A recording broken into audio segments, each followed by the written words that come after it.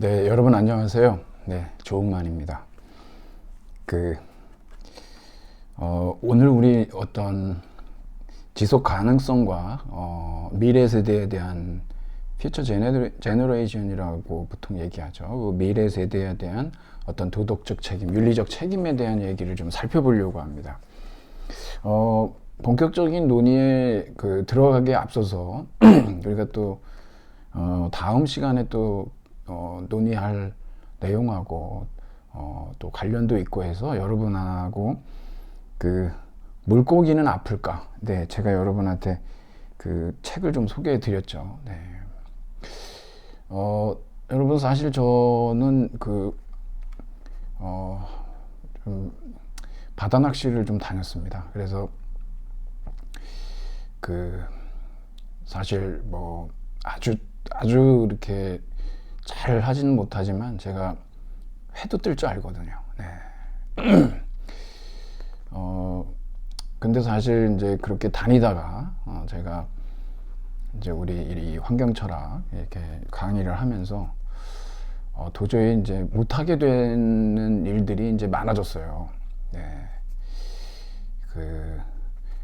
제가 이제 배를 탈 때만 해도 이제 선장님들이 이렇게 다들 물어보고 그러면 물고기 주둥이는 고통을 못 느낀다. 그래가지고 이렇게 주둥이에 낚싯바늘이 걸리면 그냥 잡아 빼도 그래서 뭐 찢어지고 그러더라도 물고기가 고통을 못 느끼기 때문에 상관없다는 얘기들을 많이 하셨어요. 왜냐면 이게 잘 안 빠지고 그러니까 굉장히 애를 먹으니까 그렇게 할 필요가 없다고 그냥 그냥 빼버리라고 막 그런 식으로 들 하시고 그래서 물고기 주둥이는 아픔을 못 느끼는구나 뭐 이런 생각을 가지고 있었는데 그게 아니죠, 여러분.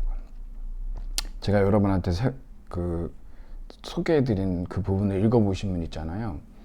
물고기 주둥이에다가 벌 독이라든가 이 초산을 갖다가 주사를 하면은 고통을 느끼기 때문에 막 바닥에다가 주둥이를 계속 문지르고 막 그런단 말이에요. 근데 소금물을 주입하게 되면은 그런 증상이 나오질 않아요.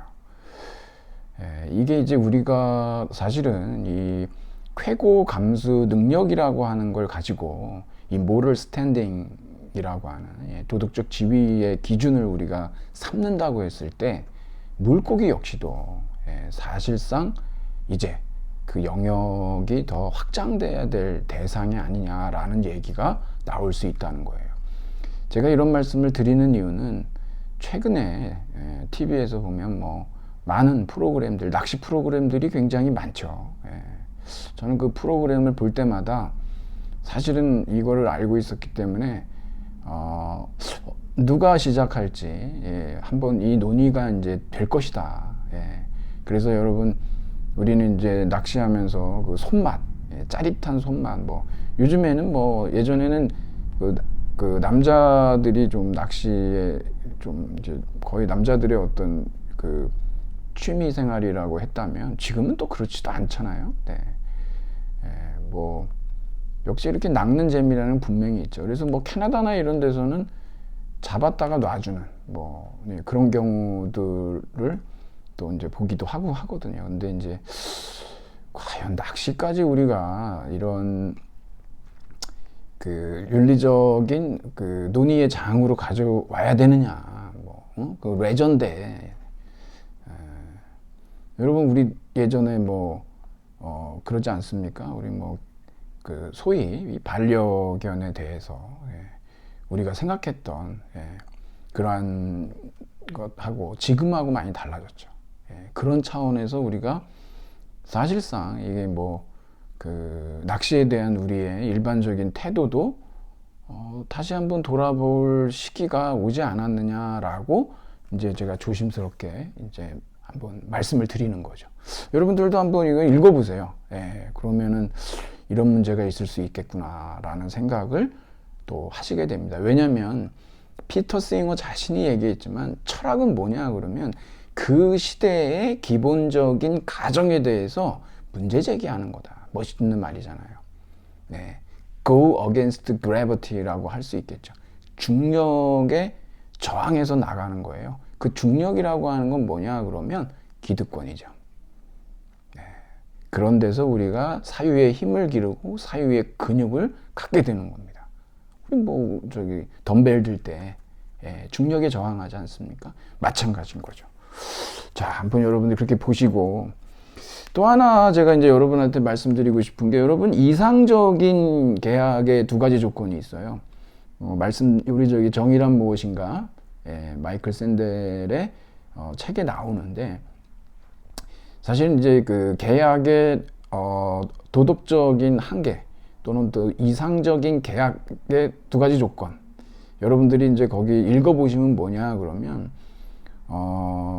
우리는 이제 이 계약이라고 하는 것은 이 자율성, 자발적 합의를 전제로 해야 되겠죠. 또 하나 뭐냐 그러면 상호간에 이익이 있어야 돼요. 아니 뭐 한쪽만 이익을 보고 다른 한쪽이 손해를 본다면 그게 계약이라고, 이상적 계약이라고 할 수 있겠습니까? 그렇죠? 내지는 반강제적으로 뭐 어쩔 수 없어서 위협 때문에 도장 찍었다, 이게 무슨 뭐 이상적 계약이라고 할 수도 있겠습니까? 그렇죠? 그래서 여러분들이 꼭 알아두셔야 되는 게 뭐냐 그러면, 이상적인 계약의 두 가지 조건은 뭐냐 그러면 자율성하고 어토노미라고 그러죠. 그 다음에 상호호혜, 상호성이라 그러죠. reciprocity라고 하는데, 이 두 가지가 꼭 구비가 돼야 이상적인 계약 상태입니다. 근데 여러분 지금까지 살아오시면서 뭐 그렇게 도장 찍고 뭘 사인하고 그 정도까지는 아니더라도 그냥 일반적으로 누구하고 가벼운 약속을 하는 상황들 보면 이 두 가지가 정말 완벽하게 구비되는 경우들이 있으셨나요? 쉽지 않죠. 그래서 이상적인 거라고 하는 겁니다. 자율적으로 계약을 했지만 손해만 보는 경우도 많아요. 그렇죠? 근데 서로 이익은 봤다고 그래도 그 합의가 사실은 속아서 했어요. 그런 경우들도 있습니다, 여러분.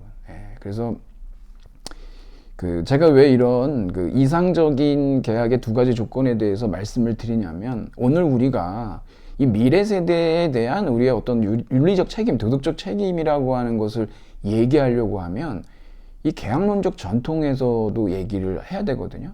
이 계약이라고 하는 건 쌍방이잖아요. 그 호혜성이라고 하는데, 이게 뭐 미래 세대가 지금 존재하지도 않는 상황이고, 그러니까 그런 것을 놓고서 얘기할 때 사실상 계약의 조건이 구비되지 않았지 않냐라고 얘기할 수 있겠지만, 사실상 현실에서는요 그렇게 이상적인 계약이 드물어요. 그러니까 여러분들이 마이클 샌델이 여기에서 이제 예를 들었던 새는 변기 문제도 있고, 그 다음에 차 유리 닦기, 저도 예전에 은행 앞에서 그런 적이 있습니다. 그냥 제가 돈 드리고 사드렸어요. 왜냐하면 어찌됐든 그분이 고생해서 닦았으니까, 저는 이미 알고 있었기 때문에 합의하지 않았지만 어찌됐든 제가 이익을 봤잖아요. 거기에 대한 뭐 응분의 조치를 해드렸는데, 그러니까 여러분들이 이 두 가지 상황이 그렇게 항상 만족스럽게 이루어지지는 않는다. 그걸 우리가 인정하고 가자는 거죠. 근데 이제 그러지 않으면 지금 미래 세대에 대한 우리의 윤리적 책임에 대해서도 너무 엄격하게 그런 것들을 적용하게 되면은요, 사실상 뭐 이런저런 논란들이 없진 않죠. 그래서 이제 그런 차원에서 제가 미리 여러분한테 이 두 가지에 대해서 얘기를 좀 드렸습니다. 하나 더 여러분한테 하나를 던지고서 지금 시작을 한번 해볼 텐데, 여러분께 이제 드린 우리 이제 아티클이 있죠. 거기에 보면 우리 김명식 선생님, 번역자이시기도 하잖아요. 근데 그 국문 초록이 있어요, 여러분. 그거 맨 마지막 줄에 보면 뭐라고 그러셨냐 그러면, 미래 세대에 대한 의무를 인정하면서 현 세대에 대한 의무의 우선성을 인정하는 것이 더 현실적이고 바람직한 대안이라고 이분은 이제 주장한다는 거예요. 여러분 생각은 어떠신가요? 그러니까 미래 세대의 어떤 기본적인 이해관계보다도 현 세대의 기본적인 이해관계가 더 우선성을 갖는다? 그것이 더 현실적이고 바람직한 대안이다? 여러분들도 그렇게 생각하시나요? 저는 이거에 대해서 상당히 좀 비판적인 입장이거든요. 예. 뭐 하나만한 얘기가 되지 않을까 싶어요. 이렇게 돼버리면. 지금 우리 논의는 이제 그런 차원이 아니거든요. 한번 왜 이게 중요한지 한번 살펴보겠습니다. 지금 여러분, 우리가 이제 이 환경윤리라고 하는 거, 아직 환경 철학으로 들어가진 않았어요. 예. 철학으로 들어가려면 형이상학이나 인식론이나 정치 철학 같이 사회 철학 이런 게 다 들어와야 됩니다. 근데 지금은 순전히 우리 어떤 규범 윤리학에서 이제 특히 이제 뭐 공리주의라든가 의무론이라든가 아니면 사회계약설 이런 사회계약론, 롤즈 뭐 이런 얘기들을 통해서 우리가 이제 규범 윤리학을 가지고 논의를 하는데, 사실 이제 여기에서 이제 도덕적인 지위, 모럴 스탠딩이라고 하는데, 이 도덕적 지위를 갖는 그러한 대상들을 갖다가 확장시켜 가고 있는 상황인 거예요. 지금 미래 세대에 대해서도 지금 아직 존재하고 있진 않거든요. 여러분, 가까운 미래 세대가 있고요, 먼 미래 세대가 있어요. 이런 것들에 대해서 우리가 좀 구분할 필요는 있죠. 가까운 미래 세대라고 하면은 아마도 우리가 알고 있는 여러분 뭐 친척들, 뭐 조카들 다 될 수 있겠죠. 근데 이제 먼 미래 세대다 그러면 뭐 몇백 년 후에 또 얘기할 수가 있는 거니까, 그런 것들에 대해서도 우리가 뭐 구분해서 좀 디테일하게 논의를 전개할 수도 물론 있습니다만, 그럴 수도 있습니다만, 뭐 여하튼 간에 우리가 이제 이 미래 세대에게 현 세대가 어떤 의무와 책임이 있느냐 없느냐라고 하는 문제, 이것을 이제 따져보기 위해서 이런 도덕적 의무와 책임이 있다 없다라고 얘기하기 위해서는 그 대상이 반드시 도덕적 지위를 가져야 되거든요. 그랬을 때 우리에게 어떤 책임과 의무가 나오게 되는 거거든요. 그래서 이제 그런 모럴 스탠딩의 문제가 이제 등장을 하는 거죠. 자, 뭐 나중에 여러분 제가 결론에서 다시 말씀드리겠지만, 뭐 제가 또 여러분한테 이제 안내문에서 말씀드렸는데, 후손에게서 이 미래를 훔쳐서는 안 된다. 여러분, 우리 모두 그레타. 우리 모두 그레타. 제가 이 환경 철학을 강의하면서 작년이죠. 우리 철학과 학생 중에 이상엽이라고 있는데, 이상엽 씨가 저한테 선물한 책이에요. 책을 사서 저를 줬어요. 그래서 아무래도 제가 강의를 하니까 많은 사람들한테 좀 이 책을 좀 소개해줘서, 그러니까 이제 이 그레타 툰베리는 여러분 아시다시피 이제 작년에 노벨 평화상 후보까지 올랐었죠. 거론이 됐습니다. 칼 마르크스가 그런 얘기를 했죠. 뭐 지금까지 철학자들이 한 게 뭐냐 그러면 세계에 대한 해석만 했다. 이제는 그거 아니다. 이제는 변혁시킬 시기다라고 하는, 행동해야 된다라는 얘기를, 멋진 얘기를 하거든요. 우리 그레타 툰베리도 마찬가지죠. 더 이상 뭐 그런 뭐 이런저런 그런 얘기는 이제 다 끝났고, 이제 우리가 행동해야 될 때다. 멋지죠, 여러분. 그래서 이 기후를 위한 등교 거부 운동을 펼침으로써 우리의 미래를 훔치지 마라. 정말 멋있는 얘기 같아요, 여러분. 뭐 사실은 이런 얘기를 통해 가지고 훨씬 우리가 이 문제에 대해서, 미래 세대에 대해서 우리가 책임이 있냐 없냐라고 하는 문제를 저렇게 접근하는 방식이 오히려 훨씬 더 좀 더 이제 확장된, 그리고 논의를 좀 더 심층적으로 가져갈 수 있는 것인데, 지금 이제 우리가 논의하려고 하는 이런 기존의 규범 윤리학들이 새로운 문제들이 발생했을 때, 이제 환경 관련 논쟁들이 발생했을 때 거기에 대해서 이렇게 깔끔하게 뭔가 이렇게 그 문제 해결의 단초를 제공해 주질 못한다라고 하는 것에 이제 계속 우리가 불만을 갖게 됩니다. 이제 계속 그러면서 확장을 시키다 나중에 확장으로도 안 되는 뭔가 이제 새로운 그러한 어떤 윤리학이 철학이 요구되는 상황까지 가거든요. 일단 그 후손들의 미래를 훔쳐서는 안 됩니다, 여러분. 나중에 다시 말씀드리겠지만, 그래서 이제 우리 책으로 가보죠. 여러분, 여기 지속 가능성, 지속 가능한 뭐 이런 얘기가 있는데, 사실 여러분 여기 책에서도 나오지만 이 지속 가능성이라는 개념은 정말 어디에나 있어요. 뭐 어느 학술 발표에, 뭐 어느 단체 항상 앞에 붙어요. 이거 여러분 그냥 일시적인 유행일까요? 아니면 이거 정말 폴리티컬 레토릭일까요, 이거? 괜히 한마디씩 뭐 있어 보이잖아요. 괜히 모르게 그런 거 있죠. 근데 이런 거에 대해서 우리가 좀 깊이 생각해 봐야 된다는 거죠. 근데 이것이 여러분 등장하게 된 건 159쪽에 1980년대에 경제발전, 환경보호, 미래세대 문제 이런 걸 연구하면서 이 브룬트란트 위원회, 이거 브룬트란트 보고서라고 그러거든요. 여기에서 이제 지속 가능한 발전이란 무엇이냐 그러면 여러분 이거는 알아두셔야 돼요. 미래 세대가 그들의 필요를 충족시킬 수 있는 가능성을 손상시키지 않고 현재의 필요를 충족시키는 발전. 그러니까 우리가 현재 우리 필요를 충족시킨다 할 때 조건이 뭐냐 그러면 미래 세대에 대한 배려, 염려, 이거 전제돼야 된다는 거예요. 우리가 지금 다 써버리고 아무것도 남겨주지 않으면, 깡통 남겨주면 어떻게 되겠습니까, 여러분? 정말 어떻게 보면 정말 너무나 옳은 말이고 당연한 말인데, 여기에 이제 문제들이 좀 있어요. 그거를 우리가 얘기하려고 하는 거죠.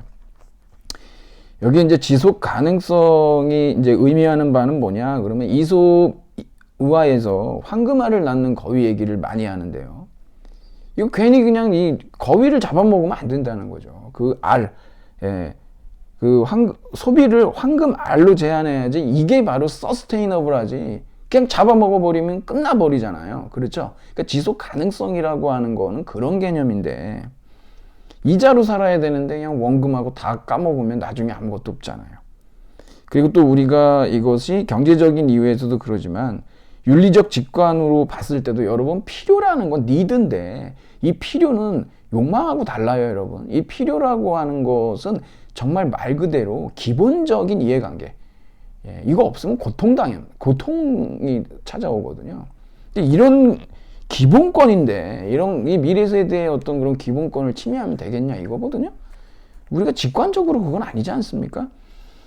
자, 그리고 또 뭐가 있냐 그러면은 지금 160쪽으로 가면은 이게 우리가 그 무제한적인 이 성장이 아니라 이 중간 단락에 보면요, 두 번째 단락, 지속 가능한 발전을 추구하라라고 하는 것은 우리가 이제 이런 식으로 이런 어떤 맹목적인 소비주의로 나아가게 되면 환경 파괴, 뭐 환경 오염, 환경 위기라고 하는 건 불보듯 뻔하지 않겠습니까? 그렇기 때문에 지속 가능성의 3대 기둥, 그러면 딱 나오는 게 뭐냐? 161쪽에 경제적, 윤리적, 환경적 기둥을 말하는 거예요. 이것이 구비가 돼야 된다는 거죠. 이거 뭐 보면은 우리 이거에 대해서 부인하기 어렵죠.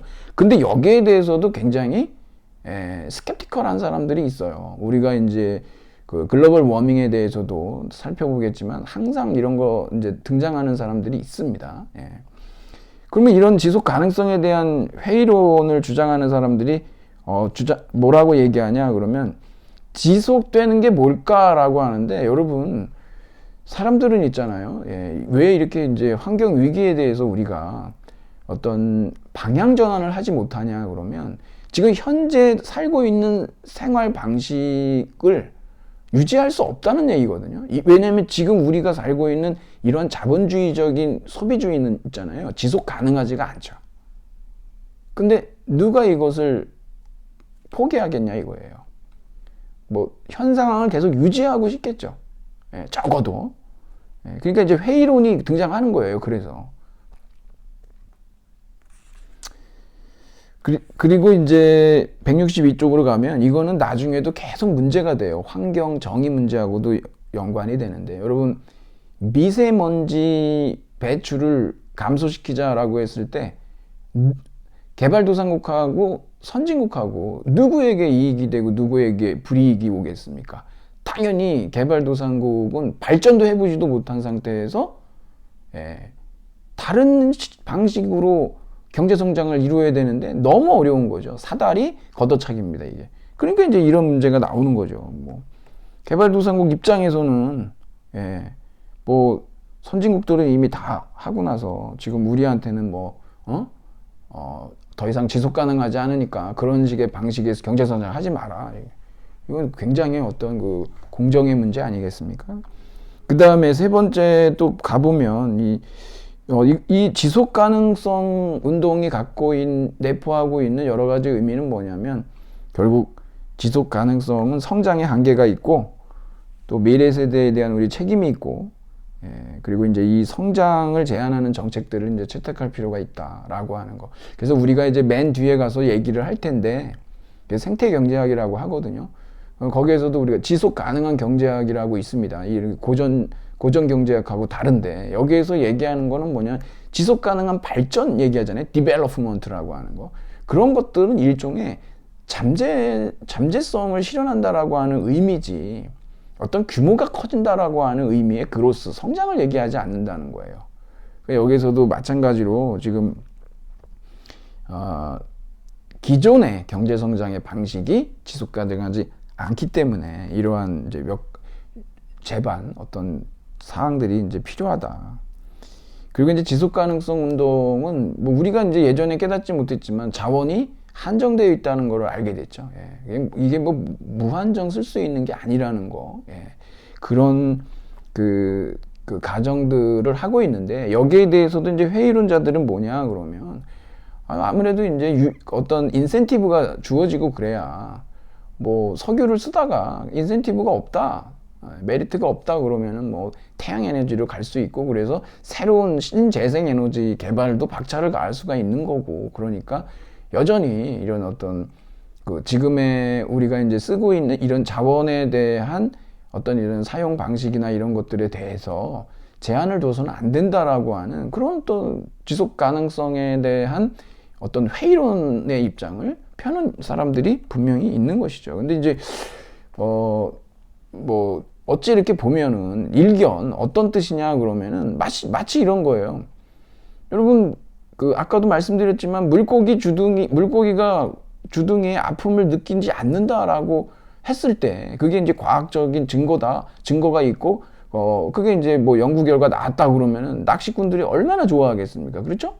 이제부터 뭐 부담 없이 그냥 하던 대로 지금 그냥 가가지고 이제 뭐 잡으면 되니까.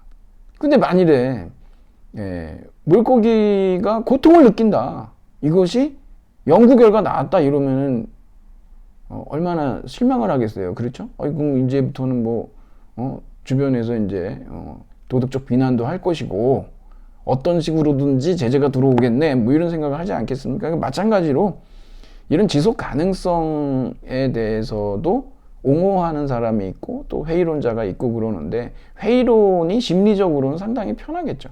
이렇게 주장하면 지금처럼 살면 되니까. 하지만 이게 이제 과연 말 그대로 지금처럼 우리가 이렇게 지속을 했을 때 인류의 절멸이라고 하는 것이 그냥 단순한 가짜 뉴스가 아니라, 망상이 아니라 정말 현실이 될 수 있는 그런 어떤 절체절명의 긴박한 상황으로 우리가 나아가고 있다라고 하는 게 그게 이제 문제죠. 자, 그러면 여러분, 우리 뭐 토론 주제 이렇게 나와 있고 그러는데 2번 보면은요, 현재 세대는 미래 세대를 위해 희생해야만 하는가? 만약 희생해야 한다면 왜 그래야 하고, 그렇지 않다면 왜 그렇지 않냐? 그 다음에 후손들은 권리를 갖냐? 우리는 존재하지 않는 사람들에 대해서도 의무를 갖느냐? 뭐 이런 거 굉장히 논란이 되겠죠. 없는데, 호혜성도 없는데 무슨 의무가 있냐? 적어도 어떤 권리와 의무라고 하는 거는 무슨 뭐 쌍방인데, 이 뭐 없는, 존재하지 않는 사람들에 대해서 우리가 무슨 의무, 무슨 책임이 있다는 얘기냐, 뭐 이런 식으로. 그래서 이제 규범 윤리학으로 이런 문제를 해결하기가 상당히 어렵다는 얘기예요. 이게 한계에 봉착하고 있는 거죠. 이게 뭔가 좀 더 확장된 그런 어떤 윤리 이론들이 등장해야 되지 않냐. 그래서 이제 나오는 거죠. 그래서 여러분 5번으로 가면 인간은 사랑, 공감, 동정과 같은 감정을 가질 수 있고 이러는데요. 이걸 우리가 뭐라 그러냐 그러면 돌봄의 윤리라고 하는데, 여러분 항상 이런 이분법적인 사고방식은 절대 지양해야 돼요. 지금은 무엇이냐 그러면 남자는 이성적이고 여자는 감성적이다. 그러니까 이게 돌봄의 윤리 그러면은 이거 누구한테 얘기하는 것 같아요. 이게 어떤 뭐 케어한다 보면은 괜히 어떤 여성적 그런 어떤 감성 아니냐 뭐 이런 생각하기 쉬운데, 그래서는 안 됩니다. 이성과 감성이라고 하는 것을 그렇게 어떤 가부장제적 이분법으로 나눠놔서는 안 되고, 그 두 가지가 다 필요한 거거든요. 남자에게는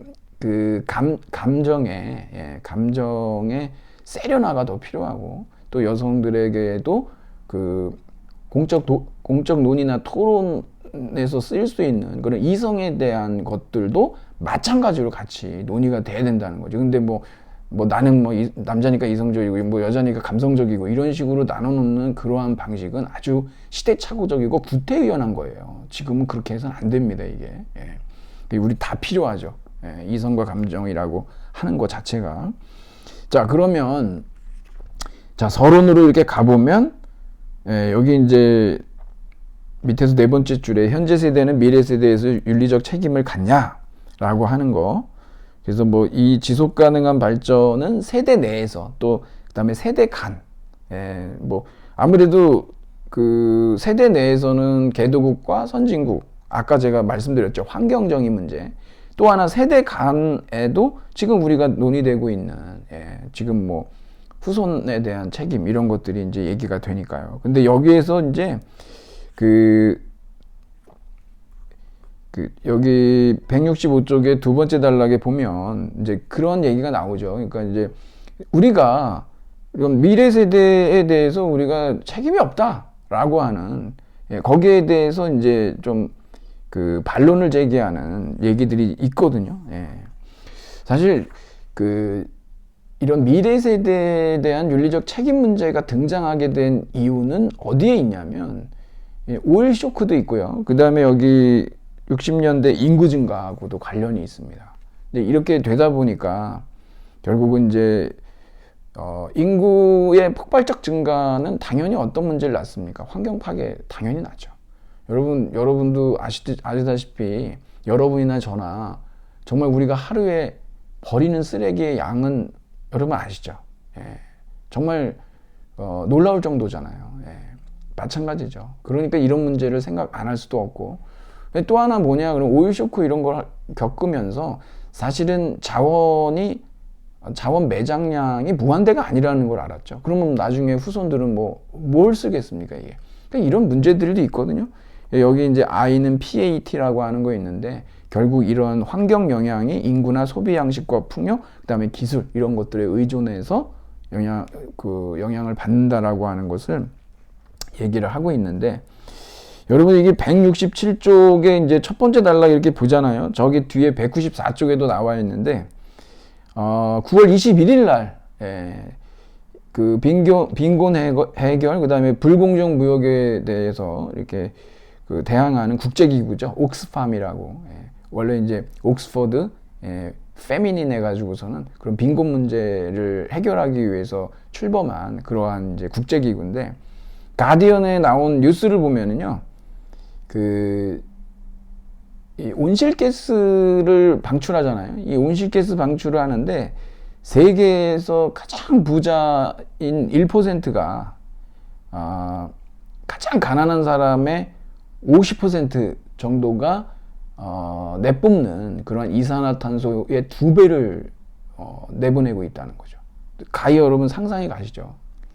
그러니까 미국처럼 이렇게 선진화된 국가에서 저개발 국가에서 그 환경 오염을 시키는 거하고 비교할 수 없을 정도의 엄청난 쓰레기를 쏟아붓고 있다는 걸 아셔야 됩니다. 그만큼 책임이 큰 거죠. 좀 거기에 대해서 각성하고 있는 미국인들이 굉장히 많이 있습니다. 우리도 마찬가지죠. 우리도 지금 뭐 플라스틱 대란 뭐 이런 것들에 대해서 생각을 하지 않을 수가 없는 상황이거든요. 아무래도 그렇죠. 산업 국가가 저개발 국가에 비해서 환경 파괴, 환경 오염의 주범인 엄청난 주범이죠. 이건 사실 범죄 행위에 가깝습니다.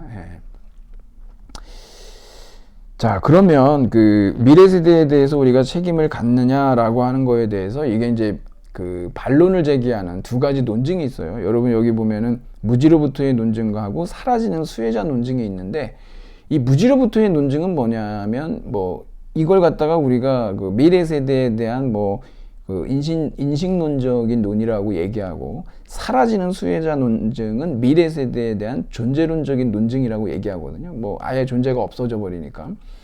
읽어보시면 쉽게 아실 수 있는데, 여러분이 그 제가 이제 퀴즈에도 냈지만 168쪽의 두 번째 단락 논문에도 나와 있어서 제가 했습니다만, 무지로부터의 논증은 정말 이건 뻔뻔한 얘기예요. 여러분, 이게 거의 아는 바가 없대요. 미래 세대 앞으로 그들이 뭐 어떨지, 뭐 우리가 어떻게 아느냐 막 이런 식으로 얘기해서, 사람이죠 여러분. 그 미래 세대는 뭐 그 또 특이점이 와가지고서 완전히 이건 뭐 진짜 트랜스 휴먼을 넘어서 포스트 휴먼이 돼가지고 그때는 인간이 아닌, 제가 이제 어디 다른 강의에서도 얘기했지만 그 특이점은 신화예요. 그건 도래할 수도 없고, 그런 테크노 예언자들이 그런 얘기들을 이제 하지만 거기에 대해서 우리가 현혹될 필요는 전혀 없습니다. 인간으로 우리가 규정할 수도 없어요. 그러니까 거의 아는 바가 없다라고 하는 것은 이거 오류거든요. 뭐 여러분 논문 읽어보시면 무슨 오류다라고 나오는데 한번 보시고, 이게 우리가 웬만큼 알죠. 왜 모르겠어요. 그들도 인간이고 그들도 도덕적 행위자예요.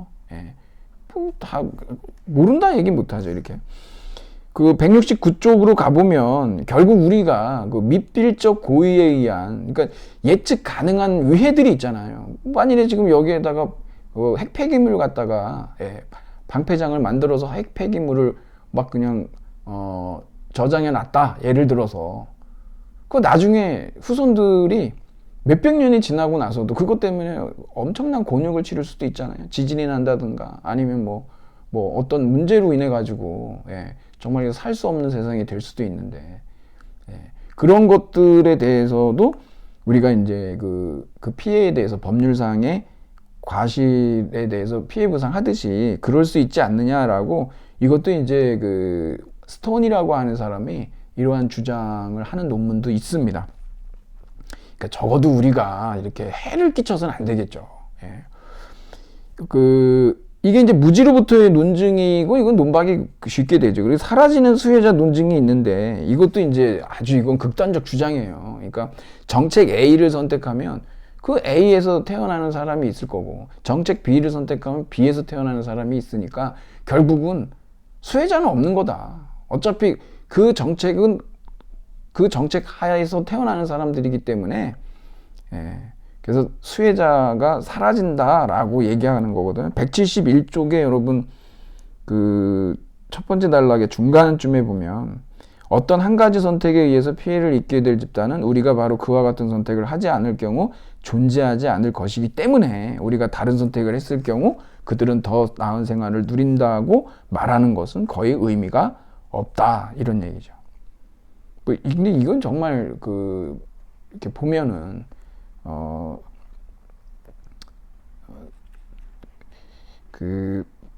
여기에 대한 이제 반박이 있는데, 이게 171쪽의 마지막 단락에 보면 바이어라고 하는 사람이 얘기를 하죠.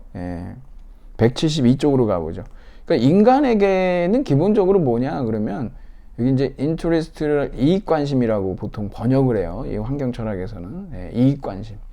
그러니까 인간의 기본적인 권리가 있잖아요. 그러니까 그런 것들을 이제 갖고 있는데, 그래서 뭐 정책 A, 정책 B. 그래서 결국은 수혜자는 사라지기 때문에 여기에 대해서 미래 세대에 대해서 우리가 책임질 필요가 전혀 없다라고 이렇게 주장하지만 결국 이제 우리가 따져 보면 그들도 우리와 같은 인간이고 이해 관심을 갖고 있고 기본적 권리가 있는데 당연히 거기에 대해서 우리가 침해하고 있는 게 아니겠냐라고 하는 얘기를 하는 거고, 그리고 이제 여기 워런이라고 하는 172쪽의 밑에서 두 번째죠. 이 사람의 이제 논증을 보면은 자꾸 이제 정책 A, 정책 B 이런 식으로 해가지고 뭐 A에 존재할 사람들, B에 존재할 사람들 이런 식으로 자꾸 얘기를 나누기 때문에 그러는데, 그러니까 미래에 존재할 수는 있으나 필연적으로 존재하지 않는 가능한 사람들. 이건 이제 merely potential persons라고 얘기하거든요. 그냥 순전히 그냥 뭐 그런 가능성이 있는 사람들하고 미래에 존재할 게 확실한 사람들 있잖아요. 이런 것들은 구분해야 되지 않냐 이런 얘기죠. 가능한 사람들의 수는 무한하겠지만 우리가 이제 그 미래 세대에 대한 우리 의무 자체가 아주 뭐 특정한 가능한 사람들에 대한 의무라기보다는 기본적으로 우리가 이제 인간이 인간에 대해서 미래 세대를 배려하는 차원에서 기본적으로 인간이 갖춰야 될 어떤 도덕적 요건이다라고 얘기를 하는 거죠. 그래서 이제 이 두 가지 뭐 무지로부터의 논증이라든가 사라지는 수혜자 논증이라든가 이런 것들이 그렇게 성공적일 수가 없습니다, 이게. 그래서 173쪽으로 가보면 바이어, 여기 밑에서 6번, 7번째 보면 바이어와 워런에 따르면 미래 세대에 대한 책임을 이야기하는 것은 유의미하다. 이런 말들이 되게 중요해요, 여러분. 예. 왜냐하면 그들도 우리와 비슷하고, 예, 우리와 성정이 비슷할 것이고, 우리와 비슷한 이해 관심을 가질 것이고, 뒤에서 계속 나올 겁니다만, 예. 그러니까 당연히 그들도 도덕적인 대우를 받을 만한 그런 요건들을 갖추고 있다라고 하는 얘기거든요. 예. 자, 174쪽으로 가보죠. 그러면 우리는 미래 세대에서 어떤 의무를 지느냐라고 했을 때 여기에 대해서 우리가 세 가지로 대답을 할 거예요, 여러분. 그 첫 번째 단락에 보면 공리주의, 그 다음에 이 권리에 기초한 접근이 있죠, 의무론. 그 다음에 돌봄의 윤리, 이렇게 세 가지 윤리적 전통으로부터 우리가 미래 세대에 대한 도덕적 책임이 있다라고 하는 것을 도출해 내려고 하는 겁니다.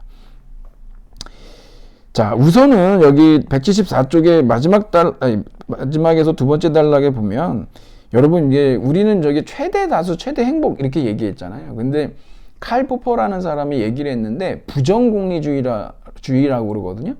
고통의 최소화. 예. 그러니까 최대 다수, 최대 행복의 최대화가 아니라, 예, 고통을 최소화하자라고 하는 공리주의를 우리가 부정공리주의라고 얘기합니다. 이제 그런 얘기가 여기 고통을 최소화하고 아울러서 이제 행복을 극대화할 의무가 있다, 뭐 이렇게 얘기를 하는데, 175쪽에 가보면 여러분, 여기 아주 중요한 개념이 하나 나와요. 예, 이게 이제 디스카운트 레이트라고 그래가지고서는 할인율이라고 그러거든요. 할인율.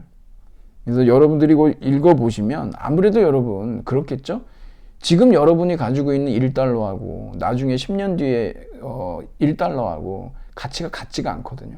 왜냐면 여러분이 지금 가지고 있는 1달러로는 무엇인가에서 더 많은 이득을 남길 수가 있지만 10년 뒤에 1달러는 지금 1달러하고 비교도 안 되는, 예, 그런 어떤 가치가 거의 없을 수가 밖에 없잖아요. 그런 걸 할인율이라고 그럽니다, 이제. 예. 보통 이제 서양 고대 철학에서 윤리적 논의에서 이 소크라테스가 먼저 시작을 했는데요. 이 아크라시아라고 하는 게 있어요. 보통 우리가 뭐 자제력 결핍 이런 식으로 얘기하는데, 많은 사람들은 이제 뭐 공포든 쾌락이든 아니면 어떤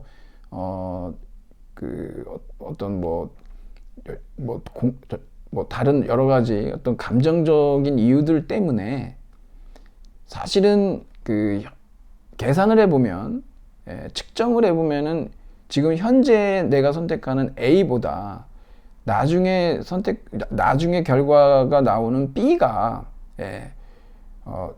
훨씬 더 쾌락이 큰데도 불구하고 이 가까이 있으면, 이것을 선택한다. 그러면서 거기에 대해서 이제 소크라테스는 무지의 소산이다라는 그런 얘기를 하는데, 제가 볼 때는 그 논의 자체가 그렇지가 않아요. 지금 이제 일반적으로 지점 불일치의 원리라고 그래가지고 우리가 이제 경제적인 선택을 할 때 사람들이 가까이 있는 거하고 멀리 있는 거 있잖아요. 시간적으로. 그거에 대해서 동일한 판단을 가지고서 접근하지를 않아요. 그래서 이제 소크라테스의 그 아크라시아 논의는 사실은 복잡한 인간, 이 전체적인 인간에 대한 고려가 없어요. 주지주의적인 접근이라고 우리가 얘기를 하는 거거든요. 하여튼 여러 가지 이유 때문에 이제 그렇게 주장하고는 있지만, 사실상 어떤 총체적인, 전인적인 인간에게서 벌어지는, 발생하는 많은 문제들을 봤을 때에는 당연히, 가까이 있는 게 더 커 보일 수밖에 없는 것이거든요. 그것을 이제 여기서 또 이따가 우리가 또 얘기를 할 겁니다. 우리 이제 쾌락 계산에 있어서도 이 벤덤이 얘기한 부분들이 또 있거든요. 그래서 그러는데, 어찌됐든 이 할인율을 적용하는 이런 문제에 있어서는 이게 반론이 또 제기가 됩니다. 왜 그러냐면 176쪽으로 가보면, 그러면 여러분 결국 지금의 1달러하고 10년 뒤 1달러, 당연히 지금이 더 크니까 10년 뒤에 1달러에 대해서 거기에 대해서 할인율을 적용하다 보면은 결국은 이제 0이 돼 버리는 문제가 생기거든요. 그러니까 여기 지금 176쪽의 두 번째 단락에 가보면은 결국은 미래의 가치가 0으로 될 수밖에 없어서 미래 세대 아예 고려를 안 한다라고 하는 문제가 있고, 또 하나는 뭐냐면, 여러분 이게 건강이라든가 생명이라든가 이런 것까지도 과연 이렇게 할인이 될 수 있는 그런 대상이냐. 우리 이제 지난번에도 살펴봤지 않습니까? 비용 편익 분석으로 얘기하면 그냥 죽어야 되는 상황이 발생할 수밖에 없잖아요. 그런 문제에 대해서 얘기를 하는 거죠. 그래서 이제 거기 마지막 단락에 보면 메리 윌리엄스가 이 공리주의에 대해서 할인에 반대하는 논의를 적용을 하는데, 그러니까 이 아까 황금 거위 얘기한 거 있죠. 그러니까 거위를 잡아먹으면 안 되고 그 황금 알로 생활해야 된다. 이자로 생활하는 게 맞다라는 얘기를 하죠. 이게 이제 할인율과 관련된 얘기예요, 여러분. 할인율. 이거에 대해서 여러분들이 왜 할인율을 적용할 수밖에 없는지. 당연히 여러분 시간이 지날수록 이익이 감소하잖아요. 그러니까 할인율을 적용해야 된다고 얘기하는데, 그것을 적용했을 때 미래 세대한테는 0밖에 돌아가는 게 없고, 거기다가 생명, 건강, 이런 어떤 인간의 가장 인간다운 삶을 살기 위해서 요구되는 기본권까지도 전혀 고려하지 않을 수밖에 없게 되는 문제가 발생하니까, 그런 문제가 있다는 거죠. 178쪽으로 또 가보면 여러분 여기 이제 공리주의가 굉장히 종류가 많은데, 여기서는 특히 여러분 평균 공리주의하고 총량 공리주의라고 하는 것을 여기서 이제 나와 있어요, 여러분. 이거는 이제 인구 증가와 관련해서 저개발 국가냐 아니면 선진 산업 국가냐와 관련해 가지고 총량 공리주의를 했을 때, 그 다음에 평균 공리주의를 했을 때 어떤 불이익들이 나오는지에 대해서 얘기를 합니다. 그래서 여러분 이게 평균 공리주의를 하게 되면, 그러니까는 유틸리티가 그러니까 평균에 맞출 거느냐 아니면 총량 전체를 키울 것이냐라고 하는 문제가 있는데, 결국 평균 공리주의를 하게 되면 이제 인구 증가와 관련해서도 마트 효과가 나오는 거죠. 가난한 나라는 전혀 나아서는 안 되고, 일반 선진국들은 자유롭게 출산이 가능한 이런 어떤 불이익이, 부정의가 이제 발생할 수밖에 없다는 겁니다. 이게 그런 얘기가 여기에서 이제 공리주의에서 총량 공리주의, 평균 공리주의라고 하는 것으로 이제 어떤 문제들이 발생하는지 여러분들이 한번 읽어보시고, 180쪽으로 여러분이 가보시면 거기에 이제 두 번째 단락에 보잖아요. 거기에 보면은 권리가 나와요. 권리. right죠, 여러분. right. 이 권리라고 하는 거를 갖다가 거기 한번 보세요, 여러분. 만약 권리를 사람들에게 속하고 세계 안에서 발견되는 어떤 속성의 일종으로 생각한다면 미래 세대가 지금 권리를 갖고 있다라고 말할 수가 없을 거라는 거예요. 아까 제가 말씀드렸듯이 이상적인 계약 상황이라는 거는 정말 말 그대로 이상적인 거예요. 그러니까 여기서 이런 식으로 얘기하면 미래 세대 권리가 없다는 거죠. 왜? 권리 의무 관계가 성립하려면 적어도 지금 존재해야 되는데 존재하지 않는데 무슨 권리가 있다고 얘기할 거냐. 뭐 이거에 대해서 이제 그 많은 학자들이 뭐라고까지 얘기했냐면 우리가 미래 세대에 대해서 의무를 갖는 거는 권리 없는 의무? 내지는 뭐 준 권리를 미래 세대가 갖고 있다. 뭐 이런 식으로 여러 가지 하여튼 어떻게 해서든지 이제 이런 의무론 쪽에서 권리 의무 관계를 얘기하려고 그런 말들을 하는데 그렇게 보지 말고 이것을 갖다가 권리를 기능의 측면에서 한번 생각해 보자라는 거예요. 기능. 어떤 기능이냐라고 얘기하면 여러분 제가 우리 여기 권리가 라이트잖아요. 이거를 갖다가 여러분 액티브 라이트하고 패시브 라이트로 나눠버리세요. 그럼 뭐냐면 여러분 도덕의 기초는 선행이 아니에요. 예, 위해 금지예요. 우리가 다른 사람에게 그 선을 행할 필요는 없어요. 그거는 물론 선행을 하면 칭찬을 받겠지만, 예, 그건 기초는 아니라는 거죠. 예, 그냥 우리는 다른 사람한테 피해를 주지 않으면 되는 거예요. 최소한. 예, 그게 도덕의 기초예요. 기본이란 얘기죠. 그러니까 여러분 여기도 똑같아요. 그러니까 우리가 적극적인 권리로 얘기한다 그러면은 미래 세대가 자신들의 삶을 선택할 수 있는 그런 많은 옵션들을 남겨주는 거. 예, 그래서 그들이 선택을 통해 즐거움을 느낄 수 있도록. 예, 그래서 생물 다양성도 보장해주고 충분한 어떤 그 자원들도 남겨주고 뭐 이런 식으로 해서 많은 것들을 선택하면서 삶을 살아갈 수 있고 그 본인들의 어떤 그 세계, 문화 이런 것들을 갖다가 선택을 통해서 구성해낼 수 있도록 해준다라고 한다면 굉장히 적극적인 권리를 우리가 행사하고 있는 겁니다. 근데 적어도 그렇지 않더라도 우리가 이런 건 해야 된다는 거죠. 뭐냐 그러면은 패시브 라이트인데 저 사람들이 해를 당하게 해서는 안 된다는 거예요. 그러한 권리는 가지고 있지 않을까요? 예. 적어도 해를 입어서는 안 되죠. 그러니까 여러분이 여기에서도 이 기능의 측면에서 본다라고 하는 것은 뭐냐면 거기 보면 권리는 다른 사람들의 행위를 제한하는 기능을 한다 그러잖아요. 그러니까 우리가 여러분 이들이 적극적인 권리를 갖고 있냐 소극적인 권리를 갖고 있냐 이 두 차원으로 우리가 들여다본다면 이들이 적어도 소극적인 권리를 가지고 있다라고 했을 때 우리가 거기에 대해서 어떤 의무와 책임을 져야 되냐 그러면 피해를 끼치면 안 된다는 거죠. 예. 선택의 권리까지도 주면 좋겠지만 적어도 그래서 이들이 그런 권리를 갖고 있기 때문에 우리는 그러한 책임과 의무가 있고 당연히 우리의 현재의 행위가 제한되는 것은 마땅하다라는 얘기예요. 이 자원보존과 마찬가지로 그래서 이제 이 브라이언 메리가 우리가 다 썼다 그러면은 거기에 대해서 보상을 해주면 된다. 그러니까 항상 지속 가능한 발전이 얘기하듯이 미래 세대의 필요가 충족될 수 있도록 전제하고 현재 세대의 필요를 충족시켜야 된다라는 얘기예요.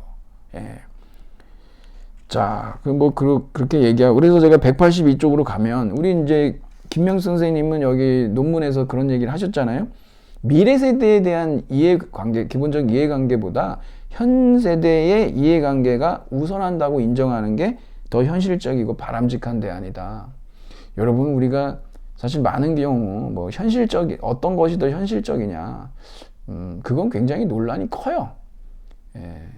현실적이라고 하는 그 개념 자체가 사실은 저럴 수도 있거든요. 그리고 항상 현실적이라고 하는 것이 현실적이라고 해서 그것이 정당화될 수도 없어요. 다만 그거는 그냥 주류가 그러지 않냐 이런 의미인데 그거는 이제 우리가 여러 가지 이제 이러한 그 환경윤리적인 어떤 교육을 받고 충분히 이런 뭐 그레타 툰베리의 이런 그 어떤 환경운동, 이런 등교 거부 운동 이런 것들에 대해서 우리가 충분히 이해를 하게 된다면 충분히 더 현실적인 선택을 우리가 할 수가 있기 때문에 받아들이기 어려워요.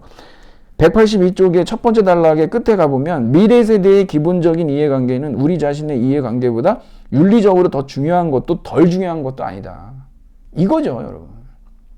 우선성을 두면 얘기 하나 많아요. 예. 아니, 현 세대 이해관계가 미래 세대 이해관계보다 더 우선한다. 그럼 무슨 얘기를 하겠습니까? 예. 그러니까 중요한 건 뭐냐면 이런 미래 세대와 현 세대의 이해관계가 충돌할 수밖에 없어요. 그랬을 때 어떻게 해결할 거냐 이런 논의를 해야 돼요. 충분히 할 수 있죠. 예. 그렇게 됐을 때도 여전히 우리가 미래 세대의 필요를 충족시키는 전제 하에서 우리의 필요를 충족시켜야 된다라고 하는 그런 조건을 최대한 우리가 지키는 겁니다. 그렇게 되면은 그렇게 돼서 문제를 풀어가야죠. 예. 자, 그래서 이제 뭐 이런 논의를 여러분들이 좀 해보고, 그 다음에 184쪽으로 여러분들이 가보면 여기 이제 쭉 읽어보시면 제가 지금 말씀드렸던 내용들이 이제 좀 나오는데, 여러분 그 밑에서 184쪽의 밑에서 네 번째 줄에 보면은 미래 세대를 배려하기 때문에 자연 자원을 보존해야 한다고 주장한다 그러는데, 여기 배려가 나오잖아요, 여러분. 이거 이제 소위 돌봄의 윤리학이라고 그래요. 돌봄의 윤리학. 네. 185쪽의 두 번째 줄에 가보면 부모가 아이에게 어떤 책임을 갖는지 생각해보자. 이 얘기가 왜 나오는지 아십니까, 이게? 예, 이런 차원으로 보자는 거예요. 부모가 자식을 돌보잖아요. 예. 그래서 자식이 뭘 필요로 하는지에 대해서 역지사지해서 알 수 있고, 예. 물론 여기다가 대고서 뭐 모든 부모가 그런 건 아니다 이런 식으로 얘기하면 뭐 그런데 어찌됐든 이게 이제 비유지 않습니까, 이런 식으로. 그러니까 현 세대가 미래 세대하고 어떤 관계를 유지하면 좋겠냐 그러면 그들을 좀 배려하자. 예. 돌봄의 윤리학. 예, 배려하자. 그들을 좀 염려해보자. 그건 어떤 의미냐, 배려한다는 거. 그 사람 입장이 돼보는 거다. 그 사람의 신발 속에 들어가 보는 거다. 그 사람하고 입장이 바꿔서 생각해보는 거다. 예. 그래서 여기 이제 아무래도 생물 다양성이 보장돼 있으면, 그렇지 않겠습니까, 여러분? 우리 지금 멸종된 많은 종들이 있는데, 뭐 화석으로만 만나보고 그러지만, 그런 것들이 있을 때하고 없을 때하고 우리의 어떤 삶이 어떨까요? 예. 자연에 대한 외경이라든가 많이 다르겠죠?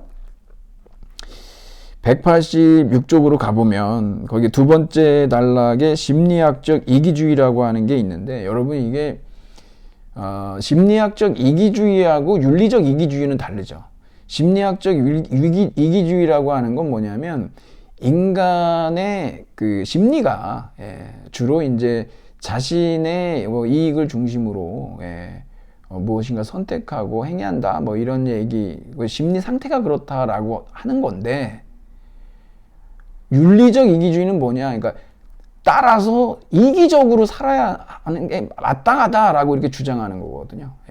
하지만 만일에 인간 본성이 이기적이다라고 하는 사실로부터, 그러니까 이기적으로 살아야 된다라고 하는 당위는 안 나온다 그랬죠, 여러분. 사실로부터 당위를 끌어내면 자연주의적 오류라고 그랬잖아요. 그건 말이 안 되는데, 그리고 심리학적 이기주의라고 하는 이것에 대해서도 사실은 인간은요, 늘 이기적인만도 아니잖아요. 제가 이제 여러분 말씀드렸다시피 이것은 그냥 고전 경제학에서 인간에 대해서 가정해 놓은, 호모 에코노미쿠스에서 가정해 놓은 것일 뿐, 인간은 그렇지가 않고 굉장히 복잡해요. 사실은 여러분, 사람들은요, 상황에 따라서요, 굉장히 착한 일도 하고요, 못된 일도 해요. 여러분 기분 좋으면 막 오늘 기분 좋아요. 오늘 막 갑자기 알바했는데 막 오늘 돈 받았어요. 막 갑자기 막 어깨에 힘이 들어가고, 막 그랬을 때 누가 뭐 도와달라고 그러면 여러분 도와주지 않습니까? 기분 엄청 좋잖아요. 그러면 막 저희까지 들여다 드릴게요 막 이렇게도 하고, 제가 모셔다 드리죠 막 이렇게도 하잖아요. 기분 좋을 때. 왜? 더 기분 좋으라고. 그럼 그분들이 또 뭐 고맙다고 그러면 더 기분 좋잖아요. 그래서 사람 심리가 그렇거든요. 근데 기분 나빠봐요. 그러면은 평상시에 친절했던 사람도 오늘은 그냥 하기가 싫은 거예요. 그런 상황에 따라서도 사람들이 굉장히 달라요.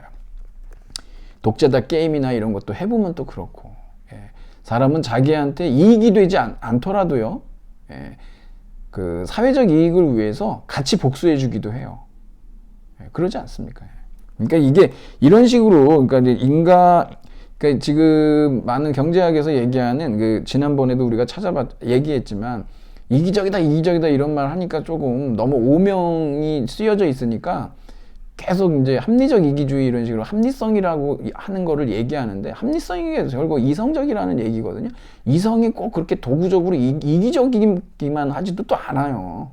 그러니까 이게 너무 이제 이런 식으로 할 필요는 없고 그 186쪽의 밑에 두 번째 줄 보면 이기주의는 이타주의나 우정을 계약적 모델에 입각해서 만약 네가 나를 이롭게 한다면 나도 당신을 이롭게 할 것이다 라고 이렇게 해석하는데 먼 미래의 사람들은 나를 위해서 아무것도 해주는 게 없지 않냐. 지금 무슨 얘기입니까? 여러분 계약이라는 게 나왔잖아요. 계약. 이상적 계약의 두 가지 조건 뭐라 그랬죠? 자율성과 호혜성. 근데 없어요. 대상이. 예. 근데 이런 경우는 쉽지 않다는 얘기를 제가 이상적인 계약 상황이 그렇게 쉽게 이루어지지 않아요. 그러니까 지금 이런 경우도 미래 세대 없는데 우리가 뭐 거기에 대해서 뭐 베풀 필요가 없지 않냐라고 얘기하는데 그거는 지금 현실에서도 잘 이루어지지 않는다는 얘기죠. 그리고 이것을 갖다가 이 호혜성을 갖다가 이렇게 좁게 해석하면 안 되고 일종의 여러분 우리는 어떤 문화 공동체라고 하는 게 있잖아요. 예. 사실 우리 한국 사회에서도 우리 조상들이 남겨놓은 그 유구한 역사, 문화 그런 것들이 있지 않습니까? 우리는 또 그런 것들을 보고 즐기기도 하고 거기에서 뭔가 교훈을 얻기도 하고 뭐 조상들의 어떤 감사하기도 하고 그렇지 않습니까? 그러니까 어떤 그 문화적 상호성이라고 하는 것을 보면 이건 너무 어떤 그 편협한 협소한 상호성을 얘기하는 거죠. 역사적이고 문화적인 그러한 하나의 커뮤니티의 상태에서 보게 되면 상호성이 없다고 얘기할 수가 없다는 거예요. 그래서 이제 그 188쪽에 밑에서 세 번째 줄에 보면 조상을 진심으로 배려하는 이런 얘기도 나오는데 여러분이 읽어보시면은 충분히 여기에 대해서 동의하실 만한 내용들입니다. 189쪽 가볼까요? 맨 마지막 단락에 보면 우리는 출중한 예술작품들의 예를 이용해서 유사한 논리를 전개할 수가 있다. 여러분 저는 노르웨이 그 바이올린 곡들을 굉장히 좋아하는데요. 예. 뭐 올레 불이나 뭐 이런 사람들이 있는데 그런 사람들의 뭐 하프시코드에서 나왔거든요. 예. 그 바이올린의 바이올린이 진화되기 전이죠. 하프시코드가. 한번 여러분 들어보세요. 정말 그런 음악이 없었다면 있어서 제가 들을 수 있는 거하고 없어서 못 듣는 거하고 여러분 얼마나 큰 차이가 있겠습니까? 그러니까 여기 지금 그 미래 세대를 위해서 예술 작품을 보존하는 거 그거는 미래 세대가 질 낮은 삶을 살지 않도록 이건 배려죠. 그러니까 이제 우리가 문화 공동체로서 새로운 차원의 호혜성을 얘기할 수가 있다라고 하는 거예요. 그러니까 너무 이렇게 좁게 갈 필요가 없는데 그래서 여러분 190쪽에 그 위에서 두 번째 단락 요약하면이라고 나왔잖아요. 요 내용을 보시면 지금까지 우리가 공부했던 거 있지 않습니까? 예, 우리가 이제 뭐 공리주의 전통에서 또는 의무론의 전통에서 그리고 돌봄의 윤리학의 전통에서 살펴봤던 미래 세대에 대한 우리의 윤리적 책임이 있냐 없냐의 문제가 여기 이제 요약이 돼 있으니까 여러분들이 이걸 보시면서 앞으로 가가지고 한번 찾아보시면은 훨씬 이해하기가 쉬우실 겁니다. 그럼 191쪽으로 가보면 여기 생태경제학이라고 나와 있죠. 여러분 이 생태경제학은 non-market economics예요. 그러니까 비시장 경제학이라고 보시면 돼요. 이게 비시장 경제학. 이게 지속가능 경제학이라고 얘기를 하는데 192쪽으로 가보죠. 여기 허먼 데일리라고 하는 경제학자입니다. 여기 발전과 성장의 구분. 여러분 이거 한번 여러분도 꼭 외워두세요. 성장 이거는 그로스예요. 그로스. 발전은 디벨롭먼트죠. 그래서 지속 가능한 발전은 뭐냐면 성장 없는 발전이라는 거예요. 근데 우리는 지금까지 끊임없이 경제 성장만 얘기했잖아요.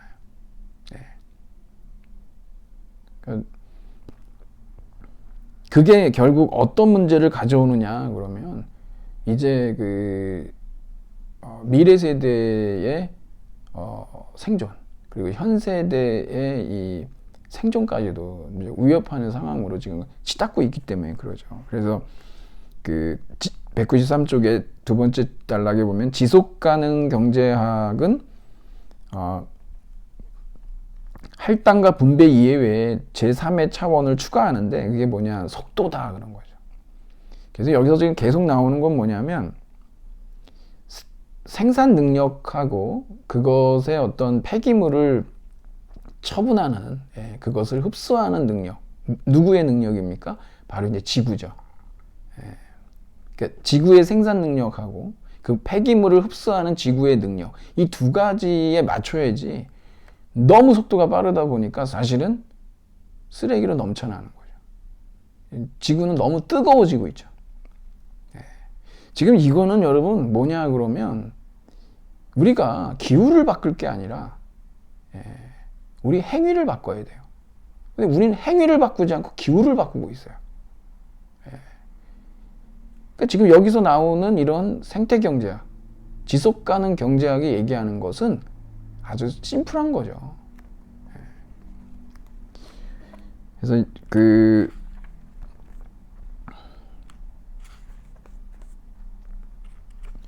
196쪽에 중간쯤에 보면은요, 지속 가능한 삶과 지속 가능한 발전은 경제와 사회의 변화를 요구할 것이다. 지금 우리가 살고 있는 이런 자본주의적인 소비 패턴, 이것은 지속 가능하지가 않습니다. 그러니까는 여러분들이 이렇게 이 환경윤리, 환경철학을 공부하시게 되면 제가 또 여러분한테 말씀드렸지만 저는 여전히 이렇게 그 목욕탕이나 이런 데 가서 물을 틀어놓고 나가시는 분들, 그분들이 미안해 하실까봐 이제 확실히 나가셨을 때 제가 잠그기도 한다고 말씀드렸잖아요. 거의 지금 막 강박증이 돼버렸어요, 제가. 굉장히 아주 어떡합니까, 이게. 그러니까 여러분들도 아마 물을 물 쓰듯 하시는 부분에 대해서 그거 지속 가능하겠습니까?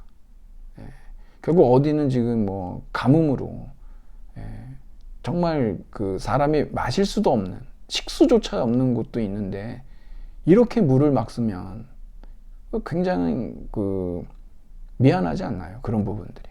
그러니까 우리는 가능하면 좀 샤워도 짧게 해야 됩니다. 그냥 물 틀어놓고 막 1시간씩 막 이거 안 되죠. 결국 이게 지속 가능하지 않다는 거예요. 우리가 이걸 안 바꾸잖아요. 이렇게 우리의 삶을 조금씩 바꾸지 않으면 기후를 바꾸는 게 된다는 얘기죠. 네, 뭐 이렇게 해서 우리가 좀 여러분하고 이렇게 오늘 한번 살펴봤는데, 제가 이제 마지막으로 여러분께 그 안내문 한번 보도록 하시죠. 그래서 제가 처음 시작도 그렇게 말씀드렸지만 후손에게서 미래를 훔쳐서는 안 된다라고 얘기했잖아요. 또 하나가 뭐냐 이거예요. 여러분, 제가 여기다 영어로 써놨지 않습니까? To the nothing is to the something이라고요. 여러분, 우리가 지금 아무것도 안 하잖아요. 사실은 뭘 하고 있는 거예요.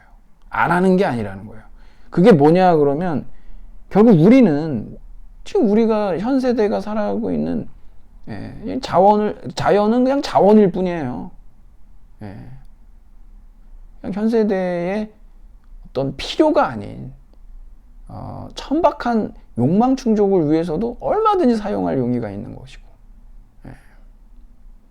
뭐 우리의 그 안락한 소비 생활을 위해서 핵 발전소를 더 지어야 된다라고 생각하고, 이런 모든 부분들이 이제 결국은 아무것도 안 하는 게 아니라 뭔가를 하고 있는 겁니다.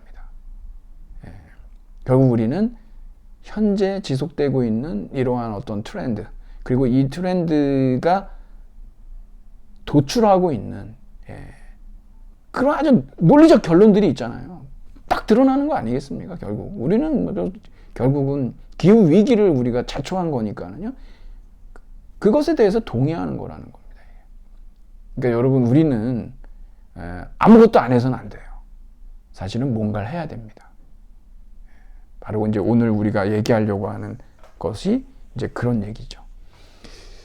자, 우리가 이제 그 미래 세대에게 우리가 그 윤리적인 도덕적인 책임이 있느냐 없느냐, 없다라고 하는 주장에 대해서 많은 논박을 했습니다. 그리고 우리는 어떤 차원에서 미래 세대에게 우리가 도덕적인 책임이 있는지에 대해서도 살펴봤습니다. 기존에 그 협소한 편협한 규범 윤리를 넘어서서 좀 더 새로운 이런 어떤 돌봄의 윤리학을 통해서 미래 세대에 대한 어떤 그 책임의 필요성을 갖다가 우리가 이제 살펴봤죠.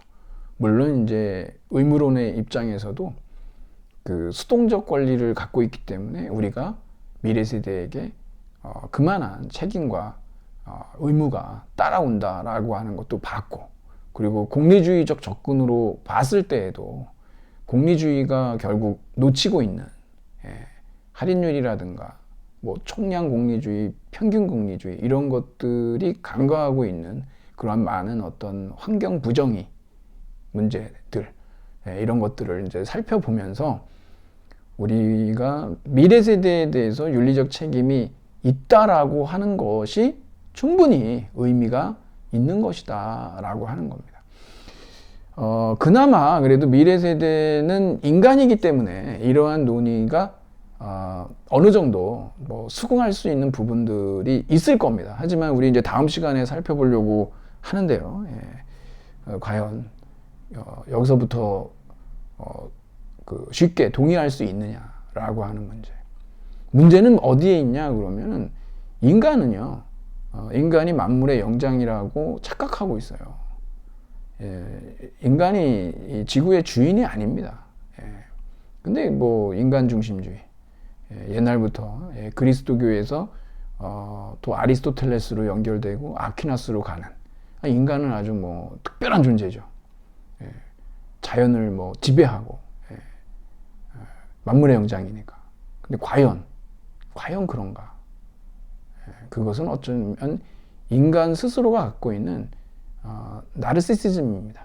자기도취죠. 그러한 미몽에서 깨어나야 될 시기입니다. 이제는. 그건 결코 나르시시스트 본인에게도 도움이 되지 않아요. 하여간 우리 이제 이걸 어떻게 이런 그 깊은 잠에서 조금씩 깨어날 수 있을까? 그런 작업들을 이제 앞으로도 더 가열차게 진행을 해보도록 그렇게 하겠습니다. 여러분, 우리 그 미래 세대로부터 빼앗지 말고 아무것도 하지 않는 것이 아니라 무언가 함으로써 미래 세대에 대한 우리의 윤리적 책임, 의무를 다할 수 있었으면 좋겠습니다.